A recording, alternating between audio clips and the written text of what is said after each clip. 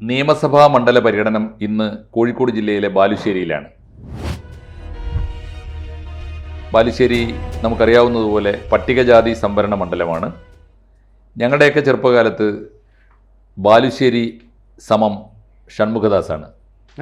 AC Shanmughadas തുടർച്ചയായി എനിക്ക് തോന്നുന്നു 7 8 തവണ ജയിച്ച ഇത്രയേ ദീർഘകാലം ഒരു മണ്ഡലത്തെ പ്രതിനിധീകരിച്ച മറ്റൊരു MLA കേരളത്തിൽ ഉണ്ടായിട്ടുണ്ടോ സംശയമാണ്. എന്തായാലും ഷൺമുഖദാസിന്റെ മണ്ഡലം എന്ന പേരിലാണ് നമ്മളത് അറിയപ്പെടുന്നത്. 7 തവണ അതെ, 7 തവണ മത്സരിച്ച് ജയിച്ചിട്ടുണ്ടാവും. അതെ, അതാണ്. അപ്പോൾ ആ മണ്ഡലത്തെക്കുറിച്ചാണ് നമ്മൾ സംസാരിക്കുന്നത്.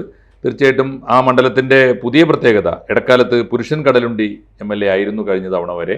കഴിഞ്ഞ തവണ അത് യുവ നേതാവായിട്ടുള്ള DYFIയുടെ നേതാവ് സച്ചിൻ ദേവ് അല്ലേ, സച്ചിൻ ദേവ് അവിടെ നിന്ന് ജയിച്ചു. അതാണ് ആ മണ്ഡലത്തിന്റെ പ്രത്യേകത. പിന്നെ സച്ചിൻ ദേവ് വിവാദ പുരുഷനാണ്. അത്തരം കാര്യങ്ങളൊക്കെ തീർച്ചയായിട്ടും നമുക്ക് ചർച്ചയിലേക്ക് വരാം. രാജേന്ദ്രൻ സാറേ, ബാലുശ്ശേരി അങ്ങ് തെക്ക് അല്ലെ, പന്തളത്തും കോട്ടയത്തും ഒക്കെ ജീവിക്കുന്ന അങ്ങേക്ക് ബാലുശ്ശേരി എന്ന് കേട്ടാൽ എന്ത്? അങ്ങ് പറഞ്ഞ പോലെ തന്നെ ഷൺമുഖദാസ്, ബാലുശ്ശേരി ഷൺമുഖദാസ്. ഞാനൊക്കെ അന്നത്തെ കാലത്ത് കുട്ടിക്കാലത്ത് യൗവനമായപ്പോഴും ഈ പത്രങ്ങളിലൊക്കെ വിശദമായിട്ട് ഓരോ മണ്ഡലവും അവിടുത്തെ MLAയും പടവും ഇടുവാൻ. അത് നോക്കുമ്പോൾ സ്ഥിരമായിട്ട് AC ഷൺമുഖദാസ്. അപ്പം ഞാൻ ഈ ബാലുശ്ശേരിയോട് ഐഡന്റിഫൈ ചെയ്ത ഒരു പേരാണ്. നല്ല ജനപ്രതിനിധിയും അല്ലേ, മന്ത്രിയും ഒരു നല്ല ഫുട്ബോൾ കളിക്കാരനുമായിരുന്നു, സ്പോർട്സ്മാനും കൂടെ. ദുഷ്പേരൊന്നും ഏറെ ഉണ്ടാക്കിയിട്ടില്ല. സ്പോർട്സ് വകുപ്പ് കൈകാര്യം ചെയ്തിട്ടുണ്ട്. അങ്ങനെ ഒരു നല്ല പേരുള്ള ഒരു മലയാണ്. ഒരു പല്ല് അദ്ദേഹത്തിന്റെ പോയിരുന്നു. ഫുട്ബോൾ കളിച്ച കളിയിൽ പല്ല് നഷ്ടപ്പെട്ടതാണെന്ന് കാണുമ്പോഴൊക്കെ നേരിട്ട് ചിരിക്കുമ്പോൾ പുതിയ രാഷ്ട്രീയക്കാർക്ക് പല്ല് പോകാറുള്ളത് വേറെ കാര്യം കൊണ്ടാണ്, വേറെ കളിയാണ്. അപ്പോൾ എന്തായാലും ശരി, ഇതൊരു ബാലുശ്ശേരി എന്ന് പറയുന്നത് പണ്ട് തൊട്ടേ കേട്ടിട്ടുണ്ട്. പന്തളത്തിൽ പോയിട്ടില്ല, ഇതുവരെ പോയിട്ടില്ല. കോഴിക്കോട് മനോരമയിൽ ഞാൻ ഉണ്ടായിട്ടും ബാലുശ്ശേരിയിൽ ഇതുവരെ പോയിട്ടില്ല. ഇതുവരെ പോകാത്തൊരു മണ്ഡല നമുക്ക് പോകാമല്ലോ, സമയമുണ്ടല്ലോ. അപ്പോൾ ഇവിടുത്തെ ഏറ്റവും വലിയ പ്രത്യേകത, ഏറ്റവും ഒടുവിൽ നിന്ന് തുടങ്ങിയ സച്ചിൻ മാഷ് പറഞ്ഞ പോലെ വിവാദത്തിന്റെ ഒരു നായകനല്ല അദ്ദേഹം. അദ്ദേഹത്തിന്റെ ഭാര്യ തിരുവനന്തപുരം മേയറായിട്ടുള്ള ആര്യ രാജേന്ദ്രൻ ആയതുകൊണ്ട് ഇദ്ദേഹത്തിന്റെ പേരും കേൾക്കാൻ കാരണമായിട്ടുള്ള അതുകൊണ്ട് അത് പലർക്കും അറിയാൻ വയ്യ, ആ പേരറിയാൻ വയ്യ. ആര്യ രാജേന്ദ്രനെ എല്ലാവർക്കും അറിയാം. സച്ചിൻ ദേവിനെ ഒരു പാവം മനുഷ്യനായിട്ടാണ് നേരിട്ട് കാണുമ്പോൾ എനിക്ക് തോന്നിയിട്ടുള്ളത്. വെറും പഞ്ചപാവമായിട്ടുള്ളൊരു മനുഷ്യനാണ്. പക്ഷേ ഈ കേസിൽ പ്രതിയായതോടുകൂടി ഇദ്ദേഹം ഒരു വില്ലനായിട്ട് മാറിയോ എന്നെനിക്ക് സംശയമുണ്ട്. എന്തായാലും തിരുവനന്തപുരത്ത് CPM-ന്റെ പരാജയത്തിന്റെ പ്രധാനപ്പെട്ട കാരണമായ മേയറുടെ ഭർത്താവാണ് എന്ന് നമുക്ക് വിശേഷിപ്പിച്ച വലിയ തെറ്റുണ്ടാവും. വേറൊരു പ്രത്യേകത എനിക്ക് തോന്നുന്നു, ഈ സോഷ്യലിസ്റ്റുകൾ തന്നെയാണ് തുടർച്ചയായിട്ട്. സോഷ്യലിസ്റ്റുകളോ അല്ലെങ്കിൽ തത്തുല്യമായി ഈ മുഖ്യധാര കോൺഗ്രസിനെതിരായി നിന്ന ശക്തികളാണ് എല്ലാ കാലത്തും ജയിച്ചു വന്നതെന്ന് തോന്നുന്നു അല്ലേ. ഈ PSP-കാരാണ് ആദ്യകാലത്ത് 2 തെരഞ്ഞെടുപ്പിൽ നാരായണക്കുറുപ്പ് അല്ലേ, പിന്നെ SSP 2 തവണ, പിന്നെ തുടർച്ചയായിട്ട് AC ഷൺമുഖദാസ് ഒരുമിച്ച് നിൽക്കുമ്പോൾ കോൺഗ്രസിലും, അത് കഴിഞ്ഞ് കോൺഗ്രസ് എസും അല്ലെ, ദീർഘകാലം 6-7 തവണ പിന്നെ ഷൺമുഖദാസിന്റെ കാലമാണ്. അത് കഴിഞ്ഞിട്ടാണ് അവിടെ പിന്നെ ഈ കോൺഗ്രസ് എസ് പിന്നീട് NCP ലയിച്ചു. അപ്പൊ ഷൺമുഖദാസ് തന്നെ NCP ആണ്. അത് കഴിഞ്ഞിട്ട് പിന്നെയാണ് അവിടെ CPM പിടിക്കുന്നത്. പുരുഷൻ കടലുണ്ടിയിലൂടെ 2 തവണ. നമ്മുടെ സാഹിത്യ അക്കാദമിയുടെ സെക്രട്ടറി ഒക്കെ ആയിരുന്നു.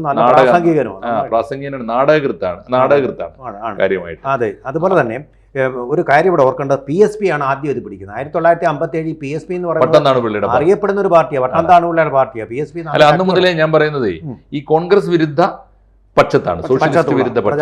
അതിപ്പോ ഇപ്പോഴും തുടരുന്നു CPM. ഇനി ഒരു കാര്യം കൂടെ പറഞ്ഞ, നായന്മാരുടെ ഒരു പാർട്ടിയായിട്ട് വന്ന് അറിയപ്പെടുന്നുണ്ട്. തിരുവനന്തപുരത്തിന് വേണ്ടി ചെയ്ത ഒരു പാർട്ടി, കുറെ ഏറ്റവും കൂടുതൽ പാർട്ടിയെ ജാതി പാർട്ടിയാക്കുന്ന അത് വേറെ ഉണ്ട്. SSP. ഈ SSP എന്ന് പറയുന്നത് സപ്തകക്ഷി മുന്നണിയിൽ EMS-ന്റെ സപ്തകക്ഷി മുന്നണിയിലെ ഒരു ഘടകകക്ഷിയായിരുന്നു. അത് KTP എന്ന പോലെ SSP ഒരു ഘടകകക്ഷിയായിരുന്നു. SSP ഉണ്ടായിരുന്നു അതിൽ. ഇനി നമ്മൾ നിയമസഭാ തെരഞ്ഞെടുപ്പിൽ ഏറ്റവും ഒടുവിലത്തെ 2 തെരഞ്ഞെടുപ്പിന്റെ കണക്ക് നോക്കുമ്പോൾ കൗതുകം നിറഞ്ഞ ഒരു മണ്ഡലമാണ് സത്യത്തിൽ ബാലുശ്ശേരിയുടെ പ്രത്യേകത. ഒന്നത് പട്ടികജാതി സംവരണമാണ്. ഈ 2016 തെരഞ്ഞെടുപ്പിൽ അവിടെ ജയിച്ചത് CPM നേതാവ് പുരുഷൻ കടലുണ്ടിയാണ്. 2021 ജയിച്ചത് KM സച്ചിൻ ദേവാണ്. നമ്മൾ പറഞ്ഞു ഏറ്റവും ഇപ്പോൾ നിലവിലുള്ള MLA അദ്ദേഹമാണ്. പക്ഷേ എതിർ സ്ഥാനാർത്ഥിക്ക് പ്രത്യേകതയുണ്ട്. ഒന്ന്, 2016 എതിർ സ്ഥാനാർത്ഥി മുഖ്യ എതിരാളി മുസ്ലിം ലീഗ് നേതാവ് UC രാമനായിരുന്നു. മുസ്ലിം ലീഗിന്റെ പട്ടികജാതിക്കാരായ ചില മെമ്പർമാരുണ്ടല്ലോ, ദളിത് ലീഗ് എന്നൊക്കെ അവർ പറയും. UC രാമനാണ് എതിർ സ്ഥാനാർത്ഥിയായിട്ട് പുരുഷൻ കടലുണ്ടിക്കെതിരായിട്ട് വന്നത് ഈ 2016 തെരഞ്ഞെടുപ്പിൽ. 2021 വന്നപ്പോഴുള്ള പ്രത്യേകത, തെക്ക് നിന്നൊരു സിനിമാ നടനെ കൊണ്ടുപോയി UDF അവിടെ മത്സരിപ്പിച്ചു. നമ്മുടെ ധർമ്മജൻ ബോൾഗാട്ടി. ഒരു കാര്യം ഉണ്ടായില്ല, കാര്യമായ വ്യത്യാസം ഒന്നും വന്നില്ല വോട്ടിംഗ് പാറ്റേണിലൊന്നും. കാരണം ഈ സിനിമാ നടന്മാർക്കൊന്നും പൊതുവെ മലയാളി വോട്ട് ചെയ്യില്ല എന്ന് തോന്നുന്നു അല്ലേ? ഒരു പൊതു രീതി അങ്ങനെയാണ് തോന്നുന്നത്. ആകെ കണക്ക് തെറ്റിച്ചത് സുരേഷ് ഗോപി മാത്രമാണ്. അപ്പൊ എന്തായാലും ഇപ്പോൾ വന്നിരിക്കുന്ന ഒരു കണക്കിന്റെ ഒരു വ്യത്യാസം നോക്കിക്കഴിഞ്ഞാൽ 2016 പുരുഷൻ കടലുണ്ടി മത്സരിക്കുമ്പോൾ പോൾ ചെയ്ത വോട്ടിന്റെ 47.5% CPM നേടി, എന്നുവെച്ചാൽ ഇടതുപക്ഷം നേടി.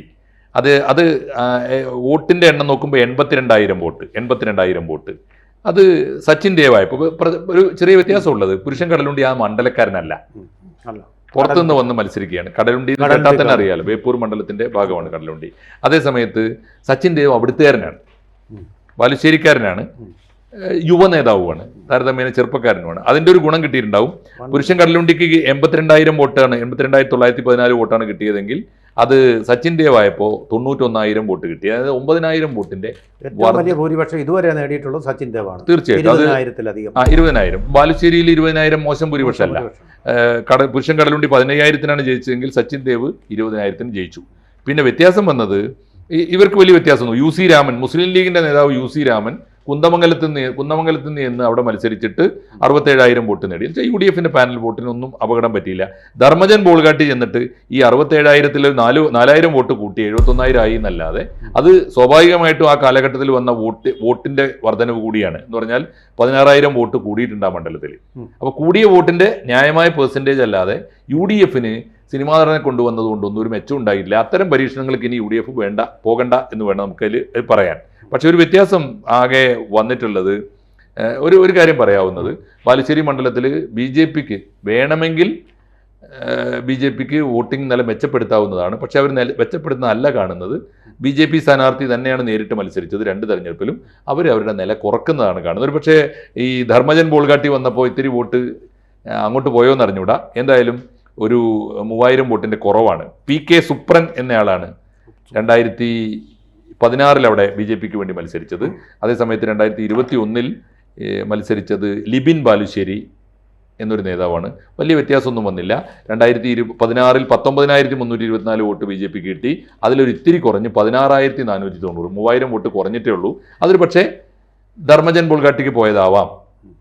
ഇനി KM സച്ചിൻ ദേവ് നാട്ടുകാരനായതുകൊണ്ടും ചെറുപ്പക്കാരനായതുകൊണ്ടും അങ്ങനെ പോയതും ആവാം. എന്തായാലും BJP പാനൽ വോട്ട് പോലും സംരക്ഷിച്ചില്ല എന്നതാണ് ബാലുശ്ശേരിയുടെ ഒരു പ്രത്യേകത. ഒരു കാര്യം കൂടെ പറഞ്ഞിട്ട്, പക്ഷേ അതായത് ഒരു വിവാദ നായകനും കൂടി ഉണ്ട്. സച്ചിൻ ദേവ് മാത്രമല്ല, AK ശശീന്ദ്രൻ ഇവിടുന്ന് 2006 ജയിച്ചിട്ടുണ്ട്. ഇപ്പോഴത്തെ വനമന്ത്രിയായിട്ടുള്ള AK ശശീന്ദ്രൻ ഒരു വിവാദത്തിൽ പെട്ടിട്ടുണ്ട്. കേസിൽ നിന്ന് പക്ഷേ മുക്തനായി MLA ആയി, പിന്നെ അനന്തരം മന്ത്രിയാവുകയും ചെയ്തു. കോഴിക്കോട് മണ്ഡലത്തിൽ നിന്ന് ജയിച്ച പ്രമുഖരെ കോഴിക്കോട് മണ്ഡലത്തിലാണ് ബാലുശ്ശേരി നിയമസഭാ മണ്ഡലം വരുന്നത്. അതിനകത്ത് ഒന്ന് CH മുഹമ്മദ് കോയ അവിടെ വന്ന് ജയിച്ചിട്ട് 62-ൽ മുൻ മുഖ്യമന്ത്രി CH മുഹമ്മദ് കോയ. പിന്നെ 80-ൽ ഇമ്പിച്ചി ബാവ ജയിച്ചിട്ടുണ്ട്. EK ഇമ്പിച്ചി ബാവ ഞങ്ങളുടെ പൊന്നാനിക്കാരൻ. പിന്നെ 84-ൽ KG അടിയോടി മത്സരിച്ച് ജയിച്ചിട്ടുണ്ട്. പിന്നെ K മുരളീധരൻ, വീരേന്ദ്രകുമാർ. വീരേന്ദ്രകുമാറിന്റെ മണ്ഡലമായിട്ടാണ് ദീർഘകാലം അല്ലെ അത് അറിയപ്പെട്ടിരുന്നത്.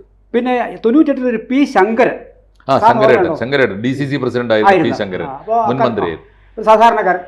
അപ്പോൾ ആരെങ്കിലൊക്കെ അന്ന് ഇവരോട് വാർത്താ പ്രാധാന്യത്തിൽ ഉണ്ടായിരുന്നു. പിന്നെ ഒടുവിൽ 2004-ൽ വീരേന്ദ്രകുമാർ, പിന്നെ 4 തവണയായിട്ട് MK രാഘവൻ. അപ്പോൾ രാഘവന്റെ സാമ്രാജ്യമാണ്. അതെ. ഇപ്പോൾ 2019-ലും 2024-ലും MK രാഘവനാണ് അവിടെ നിന്ന് വിജയിച്ച് കയറുന്നത്. അത് നല്ല ഭൂരിപക്ഷത്തോടുകൂടി തന്നെയാണ് അദ്ദേഹം വിജയിച്ച് കയറുന്നത്. ആ ഇലക്ഷനിലെ ബാലുശ്ശേരി നമുക്ക് ബാലുശ്ശേരിയിൽ എത്ര വോട്ട് വിഹിതമാണ് പല മുന്നണികൾക്ക് ലഭിച്ചത് നമുക്ക് നോക്കാം. ഇതിനകത്ത് 2019-ൽ 83,050 തെരഞ്ഞെടുപ്പിലും രാഘവേട്ടനാണ്, MK രാഘവനാണ്. 2 തെരഞ്ഞെടുപ്പിൽ. അപ്പോൾ അതിനകത്ത് 83,059 വോട്ടുകളാണ് UDFന് കിട്ടിയിട്ടുള്ളത്. LDFന് 73,314 വോട്ടുകൾ, 41.4% വരുന്നത്. പിന്നെ NDAക്ക് 18,836, 10%-ലധികം വോട്ട്, 10%, 10.6 കിട്ടിയിരിക്കുന്നത്. ഇതാണ് 19-ലെ ബാലുശ്ശേരി മണ്ഡലത്തിലെ കണക്ക്. അത് 24-ലേക്ക് വരുമ്പോൾ ഈ 83,059 എന്നുള്ളത് ലേശമൊന്ന് കൂടിയിട്ട് 84,834 ലേശം ചെറിയൊരു കയറ്റം മാത്രമേ ഉണ്ടായിരുന്നു.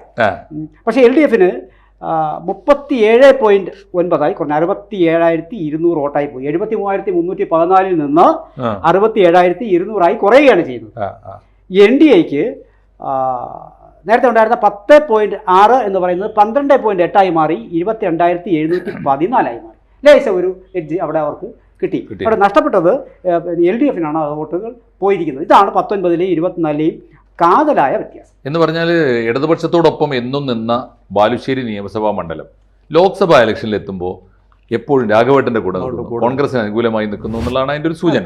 കാരണം വെച്ചാൽ 2019-ലും 24-ലും രാഘവൻ ജയിക്കുമ്പോൾ സംഭവിച്ച കാര്യം എന്ന് പറയുന്നത്, അന്ന് 19-ൽ പ്രദീപ് കുമാർ ആയിരുന്നു രാഘവേട്ടന്റെ, അത് 24 ഇളമരം കരിമാണ്.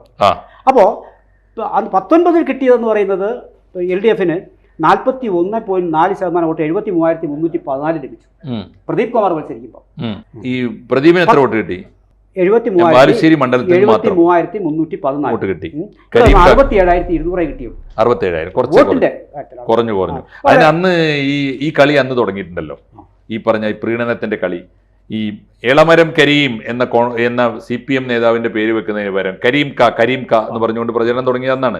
പരിഹാസ്യമായ ഒരു സ്റ്റെപ്പായിരുന്നു. അതേപോലെ മറ്റൊരു കാര്യം കൂടി പറഞ്ഞോട്ടെ, നമുക്ക് ഈ പ്രകാശ് ബാബുവാണ് 19-ൽ മത്സരിച്ചത്. രണ്ടാമത് മത്സരിച്ചത് എന്ന് പറയുന്നത് പ്രകാശ് ബാബു BJPയുടെ യുവ നേതാവ്. പിന്നെ MT രമേശ് മത്സരിക്കുന്നു. MT രമേശ് മത്സരിക്കുമ്പോൾ ലേശം ഒന്ന് അവിടെ ഒരു കയറ്റം വരികയും ചെയ്യുന്നുണ്ട്. അപ്പോൾ രണ്ട് സ്ഥാനാർത്ഥികളെ കൂടി നോക്കിയിട്ടാണ് വാസ്തവത്തിൽ അത് പഞ്ചായത്ത് തെരഞ്ഞെടുപ്പിലേക്ക് വരുമ്പോൾ ബാലുശ്ശേരിയിൽ 85,701 UDFന് ലഭിച്ചിരിക്കുന്നത്. LDFന് 73,293, BJPക്ക് 19,140. ഇതാണ് ആ കണക്ക്. എന്ന് പറഞ്ഞാൽ BJPയുടെ പാനൽ വോട്ട് അവർ തിരിച്ചു പിടിച്ചിരിക്കുന്നു. പറഞ്ഞാൽ അവർക്ക് 20,000-ഓളം വോട്ടുണ്ട്. UDF അത് നിലനിർത്തിയിട്ടുണ്ട്.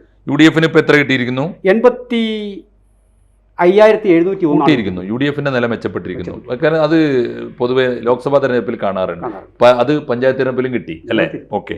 മറ്റത് സ്വാഭാവികമായിട്ട് പറഞ്ഞു 73,000 വോട്ടാണോ ഇപ്പോ ഇടതുപക്ഷത്തിന്? 73,793 വോട്ട്. അതിൽ കുറവ് കാണുന്നു. നേരിയ വ്യത്യാസമല്ല, 20,000 വോട്ട് കുറഞ്ഞിട്ടുണ്ട്. അത് പ്രാദേശികമായ വ്യത്യാസമാവാം. എങ്കിലും തന്നെയല്ല മാഷേ, ഈ വോട്ടേഴ്സ് ലിസ്റ്റ് പുതുക്കിക്കൊണ്ടിരിക്കുകയാണ്, അതിന്റെ ഒരു മാറ്റം, അതിന്റെ വ്യത്യാസം ഉണ്ടാവാം. എന്തായാലും ഇപ്പോ ബാലുശ്ശേരി മണ്ഡലത്തിൽ കാര്യമായ കൊടുങ്കാറ്റുകളൊന്നും നമ്മൾ പ്രതീക്ഷിക്കേണ്ടതില്ല. ഇടതുപക്ഷത്തിന്റെ ഒരു മണ്ഡലമായിട്ട് അത് എന്നും നിലകൊണ്ടിട്ടുണ്ട്, അങ്ങനെ തന്നെ നിൽക്കുന്നുണ്ട്. ഇനി അവിടെ വരാൻ പോകുന്നത് എങ്ങനെ, സ്ഥാനാർത്ഥി ആര് എന്നതിനൊക്കെ അനുസരിച്ച് സച്ചിൻ ദേവ് ഇനിയും മത്സരിക്കുമായിരിക്കും. പക്ഷേ എതിരിടാൻ വരുന്നത് ആര്? തീർച്ചയായിട്ടും പട്ടികജാതി വിഭാഗത്തിൽപ്പെട്ട ഒരാളാവണം. അവിടുത്തെ ഏറ്റവും പ്രധാനപ്പെട്ട ഒരു പ്രശ്നം UDFന് പട്ടികജാതി വിഭാഗത്തിൽപ്പെട്ട ഒരു നേതാവിനെ അവിടെ മത്സരിപ്പിക്കാൻ ബുദ്ധിമുട്ടുണ്ട് എന്നാണ് കഴിഞ്ഞ 2 തെരഞ്ഞെടുപ്പുകൾ കാണിക്കുന്നത്. ഒരാൾ UC രാമൻ കുന്നമംഗലത്ത് നിന്നു, ധർമ്മജൻ ബോൾഗാട്ടി എറണാകുളത്ത് നിന്ന് ചെന്നു. അപ്പോൾ അവർക്ക് സ്ഥാനാർത്ഥികളുടെ ഒരു പ്രശ്നം ഉണ്ടെന്ന് തോന്നുന്നു. അതുകൂടി പരിഹരിച്ചാൽ UDFനും ഒരു കൈ നോക്കാവുന്നതാണ് അല്ലേ? BJP അതിന്റെ നില മെച്ചപ്പെടുത്താനുള്ള സാധ്യതകൾ കിടക്കുന്നുണ്ട്. അത് അവർ എത്രത്തോളം ചെയ്യാനാവും എന്നതാണ് ചോദ്യം.